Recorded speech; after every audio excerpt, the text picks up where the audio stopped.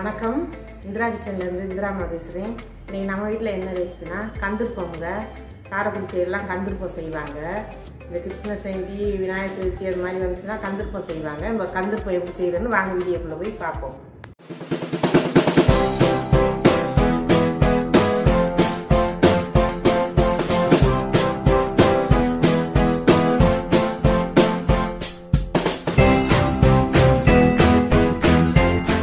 நூற்றி 25 கிராம் பிடிக்கிற கப்பில் வந்து நான் வந்து பச்சரிசி எடுத்துருக்கேங்க, தலை தட்டி.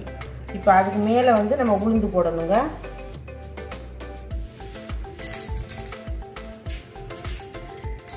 இது மேலே எவ்வளோ பிடிக்குதோ உளுந்து அந்த அளவு தான் போடணும் உளுந்து. இப்போ இதை ஊற வச்சுக்கலாம். இந்த மாதிரி ஊற வச்சுருவாங்க. எங்கேயாவது ஒரு பருப்பு தான் இருக்கும், உளுந்த பருப்பு. இதை வந்து நைஸாக அரைச்சிட்டு வந்துடலாம். இதை அரைச்சிட்டு வெல்லம், தேங்காய், ஏலக்காய் எப்படி சேர்க்குறேன்னு பார்க்கலாம். இப்போ வந்து தண்ணி வந்து கொஞ்சமாக தாங்க ஊற்றணும், கட்டியாக அரைச்சிக்கணும். ஏன்னா வெல்லம் போட்டு அரைக்கணும். இப்போ எந்த கப்பில் அரிசி எடுத்தோமோ அந்த கப்பில் 3/4 கப்பு வெல்லம், 2 ஸ்பூனு தேங்காய் பூ, 3 ஏலக்காய். இப்போ இதை அரைச்சிட்டு இந்த வெல்லத்தை அரைச்சிட்டு உங்கள்கிட்ட காமிக்கிறேன். இப்போ பாருங்கள், இந்த அளவுக்கு கட்டியாக இந்த மாதிரி நைஸாக அரைச்சிடணும். இந்த ஸ்பூனில் வந்து 2 ஸ்பூன் தேங்காய் பூ, ஒரு 3 ஏலக்காய். இந்த கப்பில் வந்து 3/4 கப்பு வெல்லம் எடுத்து வச்சுருக்கேன், அதையும் இதில் சேர்த்துக்கலாம். வெல்லம் வந்து கல் மண் இல்லாத வெல்லமாக, சுத்தமான வெல்லமாக கேட்டு வாங்கிக்கோங்க. இதையும் வந்து அரைச்சி எடுத்துகிட்டு வந்துடலாம். பவுலில் ஊற்றிக்கலாம்.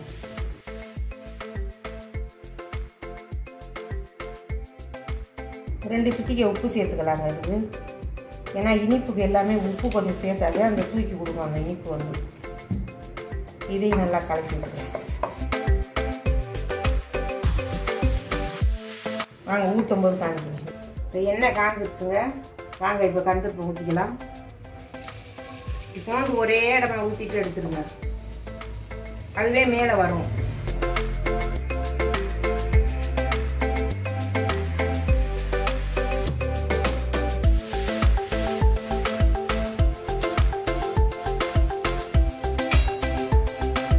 திருப்பி விட்டுடும்.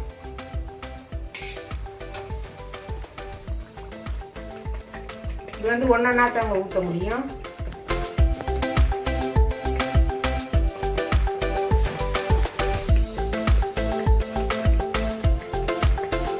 இந்த மாதிரி சுற்றி வந்து சிகப்பாக இருக்கும், நடுவில் கொஞ்சம் லைட்டு வெள்ளையாக இருக்கும்.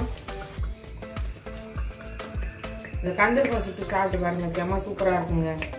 எங்கள் ஊரில் எல்லாம் இந்த மாதிரி விநாயகர் சதுர்த்தி, கிருஷ்ண ஜெயந்தி இதுக்கெல்லாம் கந்திருப்பம் தான் சுடுவாங்க.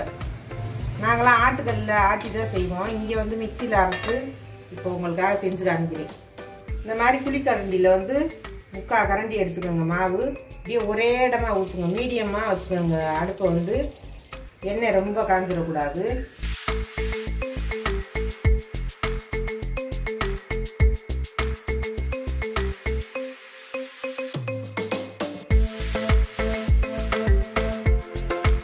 அழகா உப்பி வருது பாருங்க.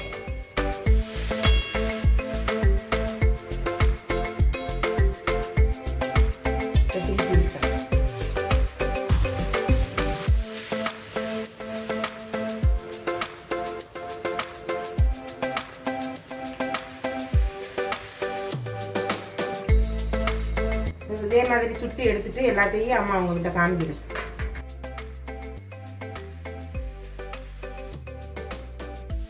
லைக் பண்ணுங்க, ஷேர் பண்ணுங்க, சப்ஸ்கிரைப் பண்ணுங்க, பெல் பட்டனை கிளிக் பண்ணுங்க. இந்திராமாவுக்கு சப்போர்ட் பண்ணுங்க. நன்றி, வணக்கம்.